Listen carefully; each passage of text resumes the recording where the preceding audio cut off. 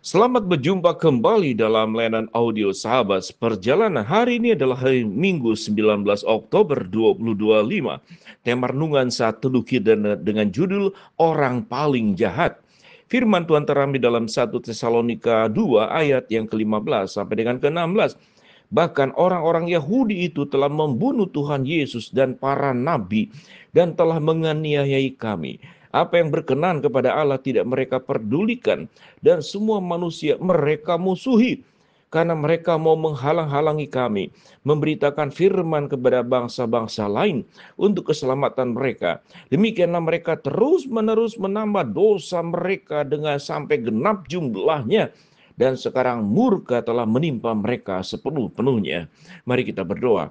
Bapa yang di dalam surga, kami belajar dari kedua ayat yang kami baca tadi tentang orang yang paling jahat di dunia ini. Dalam nama Tuhan Yesus kami berdoa, amin. Shalom sahabat perjalanan yang dikasihi Tuhan. Kalau kita mengingat tentang orang paling jahat, maka kita akan mengingat kalimat-kalimat yang pendek yang diucapkan oleh anak-anak. Suatu anak-anak sedang bermain, kemudian timbul persinggungan, timbul pertengkaran, maka keluarlah kalimat dari seorang anak kepada temannya sendiri, dasar kamu jahat. Maka kalau kita berbicara tentang anak, berbicara dasar kamu jahat, itu mungkin adalah hal-hal yang sangat sederhana dan bukan sebuah kejahatan yang dalam kategori berat. Tapi anak suka mengatakan dasar kamu jahat. Kalau kita berbicara tentang jahat, kita akan bertemu dengan banyak kejahatan-kejahatan yang ada di dalam dunia ini. Bahkan kalau saya boleh mengatakan dari pengalaman pribadi saya selama sekolah, saya bertemu dengan seorang guru yang memang jahat. Guru itu adalah guru olahraga sewaktu saya masih SD. Saya melihat teman saya memang teman yang kurang disiplin, tapi itu menjadi sebuah masalah besar. Karena guru itu emosi, guru itu marah, lalu menendang, entah sengaja atau tidak. Menendang adalah bagian yang sensitif daripada tubuh daripada teman saya yang lelaki itu, sehingga dia meraung-raung kesakitan, dan itu menjadi persoalan besar di sekolah. Lalu kemudian beberapa waktu lalu kemudian memang sekolah punya kebijakan mengeluarkan guru daripada guru olahraga tersebut, dan anak itu mengalami trauma yang sangat luar biasa karena waktu itu masih SD. Sahabat seperjalanan, kita akan bertemu dengan orang-orang jahat.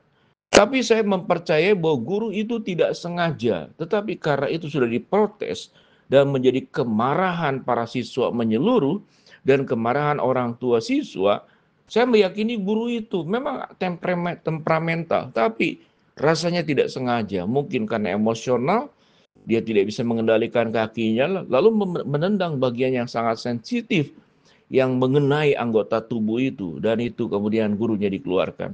Tapi kalau kita berbicara tentang kejahatan, apa yang paling jahat? Apa orang yang paling jahat? Mungkin kita boleh berkata, yaitu anak durhaka, anak yang mengkhianati ibunya, anak yang menjual ibunya. Saya bertemu juga dengan seorang ibu yang harta bendanya itu dirampas oleh anaknya sendiri. Sampai orang tuanya, papanya sudah tidak ada, ibu ini ibu tua. Sampai ibu tua ini tidak punya apa-apa. Tetapi anaknya dan mantunya merampas semua hartanya. Kita boleh katakan ini anak durhaka, orang paling jahat.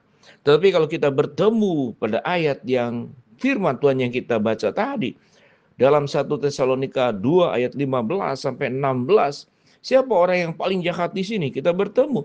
Bahkan orang-orang Yahudi itu telah membunuh Yesus dan para nabi dan telah menganiayai kami. Kita tahu dengan jelas, orang Yahudi itu adalah dipilih oleh Allah sebagai bangsa pilihan Tuhan.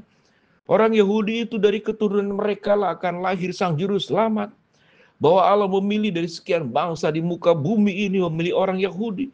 Sesungguhnya itu adalah sebuah kepercayaan yang sangat agung dan mulia. Tuhan izinkan dari suku mereka lahir sang juru selamat. Tetapi yang siogianya sang juru selamat, Tuhan yang menyelamatkan mereka, dan kemudian berita keselamatan itu disebarkan kepada seluruh muka bumi. Mereka harus menjadi orang yang paling bangga memiliki Tuhan Yesus. Mereka adalah paling yang sangat menjaga kemuliaan Kristus. Mereka seyogianya sebagai orang yang paling mentaati perintah-perintah Allah dengan setia menjalankannya. Tetapi apa yang terjadi? Yang terjadi adalah kebalikannya. Apa yang firman Tuhan katakan? Orang-orang Yahudi itu telah membunuh Tuhan Yesus dan para nabi dan telah menganiayai kami. Ini bukan lagi durhaka seperti durhaka seorang anak kepada ibunya, tapi durhaka umat berdosa kepada Allah. Kalau kita melihat orang sudah melakukan yang baik, lalu melupakan kebaikan, itu saja sudah kejahatan. Tetapi kalau sudah melakukan yang terbaik, tapi kemudian dibalas dengan yang terburuk, perhatikan kalimatnya.